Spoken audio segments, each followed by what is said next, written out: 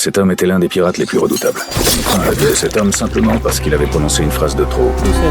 Нельзя стрелять. N'importe qui peut être provoqué, mais défier la Russie est une toute autre histoire. Ces pirates somaliens intrépides n'auraient jamais imaginé qu'ils allaient payer un lourd tribut pour leurs actes. Non seulement ils ont détourné un immense pétrolier, transportant plus de 80 000 tonnes de pétrole brut, mais ils ont même assassiné un otage sous les yeux d'un colonel de la marine russe. Mais les pirates ont choisi la mauvaise cible. La Russie n'a jamais bien réagi à ce genre de menace. Nous sommes le 5 mai 2010. À environ 200 miles des côtes somaliennes, dans le golfe d'Aden, l'obscurité recouvrait toute la mer. Un gigantesque pétrolier nommé Moscow University avançait lentement. Bien qu'aucun navire de guerre ne l'escortât, le bâtiment transportait des dizaines de milliers de tonnes de pétrole et de gaz naturel. Si une explosion s'était produite, les conséquences auraient bouleversé toute la région. Cachés sous le couvert de la nuit, 45 pirates somaliens se rapprochaient discrètement de leur cible. Leur chef était un homme nommé Amin Nabel. Les habitants le connaissaient davantage sous le nom de Scarface Amin.